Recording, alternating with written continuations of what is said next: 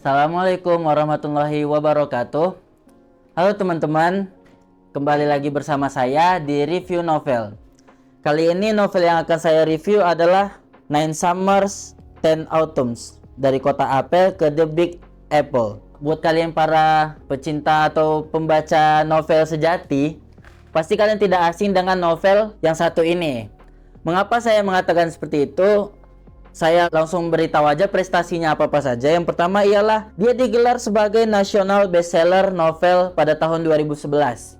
Dalam tahun yang sama, novel ini dicetak sebanyak 7 kali. Dan dia meraih sebagai buku fiksi terbaik Jakarta Book Award 2011 IKPI DKI Jakarta. Nah, berbicara tentang plotnya atau sinopsisnya, novel ini menceritakan kisah nyata dari penulis itu sendiri, yaitu Iwan Setiawan. Yang artinya novel ini adalah based on true story. Sehingga bahasa yang digunakan, alur cerita yang digunakan oleh Iwan Setiawan dalam menulis ini tuh berhasil menghipnotis kita mengikuti perjalanan yang telah dilampauinya selama ini. Mengapa sih dari judulnya ada kata-kata dari Kota Apel ke The Big Apple? Dari Kota Apel seperti yang kita tahu bahwasanya Kota Apel itu adalah kota batu yang terletak di Malang, Jawa Timur, Indonesia. Dan The Big Apple adalah kota New York di Amerika Serikat.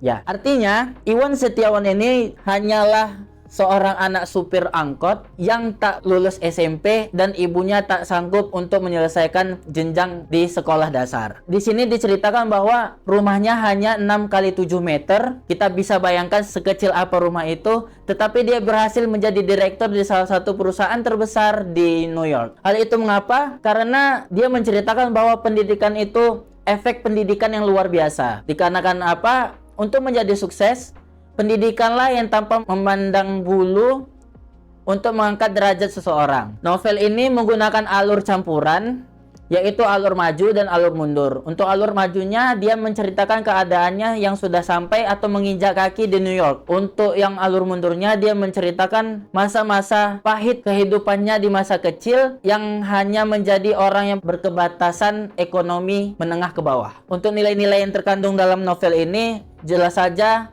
pendidikan karakter itu nomor 1 yang ditonjolkan dalam novel ini. Pendidikan agama, pendidikan dari keluarga, khususnya orang tua. Sebab di sini dia menuliskan bahwa pendidikanlah yang kemudian membentangkan jalan keluar dari penderitaan.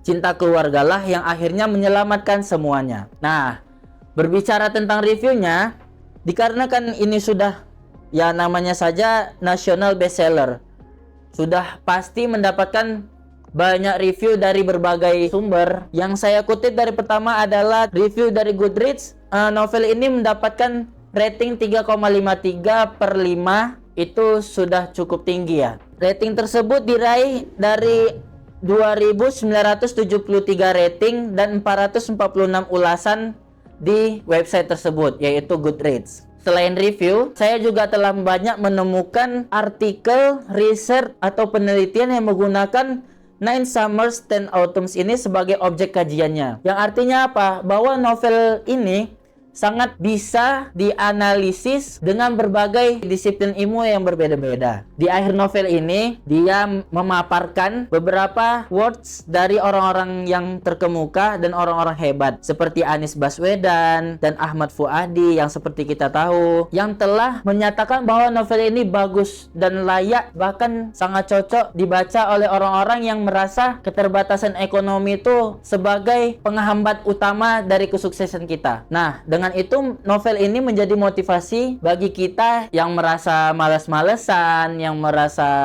terlalu banyak hambatan untuk menjadi sukses. Novel inilah salah satu motivator bagi kita yang merasakan hal seperti itu. Nah, berbicara tentang kelebihannya, di antara kelebihan yang saya dapatkan dari novel ini ialah yang pertama, inspirasi kehidupan nyata. Dengan alur yang disajikan dalam novel ini, kita terhipnotis melalui bahasa-bahasa yang disampaikan oleh Iwan Setiawan dengan membawa kita tuh menjadi lebih termotivasi untuk giat lagi dan bekerja keras untuk pendidikan. Yang kedua ialah setting yang unik. Mengapa saya mengatakan setting yang unik? Karena dia memakai dua sudut pandang, yaitu bagaimana tradisi dan budaya di Kota Batu, Jawa Timur, dan bagaimana tradisi dan budaya di New York City, Amerika Serikat. Yang sudah jelas, dua hal itu memiliki kebudayaan bahkan musim yang berbeda sesuai dengan judulnya. Novel ini juga menyoroti, meng-highlight bagaimana pengembangan karakter yang terjadi oleh Iwan Setiawan